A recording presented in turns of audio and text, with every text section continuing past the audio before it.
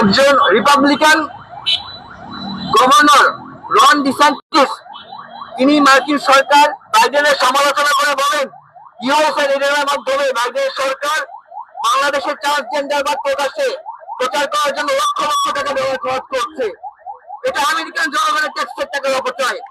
তবে মার্কিন সংবাদ সংস্থা সিএনএন জানিয়েছে এই প্রকল্প এটা শুরু হয়েছিল রিপাবলিকান প্রেসিডেন্ট ডোনাল্ড ট্রাম্পের আমলে 2018 সাল থেকে।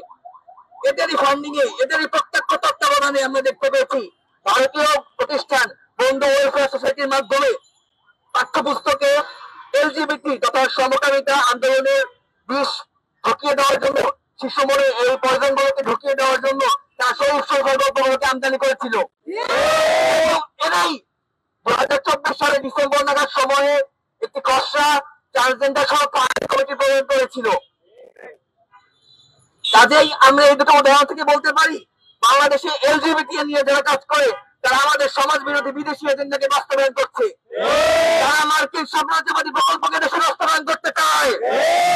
একটা সভ্য সমাজে নারী এবং পুরুষের মধ্যকার সম্পর্ককে পাশ কাটিয়ে যারা বিকৃত আদি উল্লাসে মত্ত হয় তাদের হাতে সভ্যতা বৈরাষ্ট্রের পতন হয়।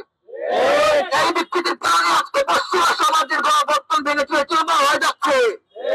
এই বিকৃতির কারণেই তাদের মধ্যে আজকে নানা রোগ দেখা যাচ্ছে।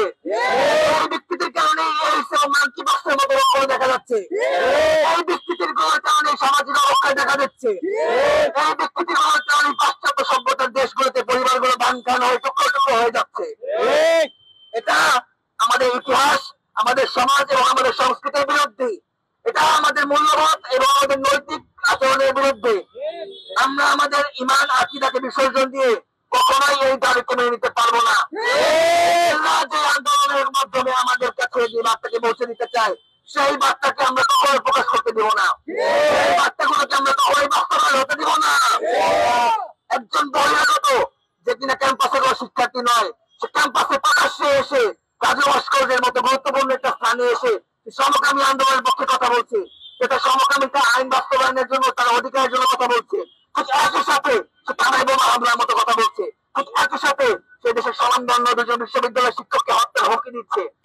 আপনারা মনে রাখবেন আমাদের দেশের প্রশাসন, ঢাকা বিশ্ববিদ্যালয়ের প্রশাসন এবং থানার প্রশাসনিক যে কর্মকর্তা এবং পুলিশ ভাইরা আছেন তাদের কাছে এটা অবশ্যই ন্যাক্কারজনক একটি ঘটনা। তাদের উচিত ছিল টেবিলের জন্য টেবিলকে বিরুদ্ধে যথাযথ পদক্ষেপ নেওয়া, টেবিলের বিরুদ্ধে যথাযথ পদক্ষেপ গ্রহণ করা, তার জন্য আইনানুগ ব্যবস্থা গ্রহণ করা। কিন্তু আমরা দেখতে পাচ্ছি রাষ্ট্র এই মুহূর্তে চুপ। রাষ্ট্রের সামনে প্রকাশ্যে একজন মানুষকে হত্যার হুমকি দেওয়া হচ্ছে, প্রকাশ্যে এসে সেই সমকামী আন্দোলনের কথা বলছে। অথচ এই সমকামিতার যে আইন বাংলাদেশে আইনগত ভাবে নিষিদ্ধ। বাংলাদেশের সংবিধানের 377 ধারার আর্টিকেলে বর্ণিত আছে সমকামী আইনকে এটাকে নিষিদ্ধ করা হয়েছে। অথচ সে আইনের বিরুদ্ধে গিয়ে মানুষের বিকৃত যৌনাচারের পক্ষে সে কথা বলছে, সে এটার জন্য অবরোধ অনশন দাবি করছে। কিন্তু আমরা দেখতে পাচ্ছি আমাদের দলীয় ছাত্র নেতারা, বিশ্ববিদ্যালয় প্রশাসন এর বিরুদ্ধে কোনো প্রকার পদক্ষেপ কিংবা কোনো প্রকার ব্যবস্থা গ্রহণ করেনি। আমরা এই মানববন্ধন কর্মসূচির মাধ্যমে আমাদের উপস্থিতির কাছে জানিয়ে দিতে চাই এই ধরনের বিকৃত স্বাধীনতা, বিকৃত যৌনাচার এবং সমকামী অধিকারকে আমরা মেনে নিতে পারি না। এই ধরনের বিকৃত অধিকার এবং বিকৃত স্বাধীনতার পক্ষে আমরা কখনোই দাঁড়াবো না।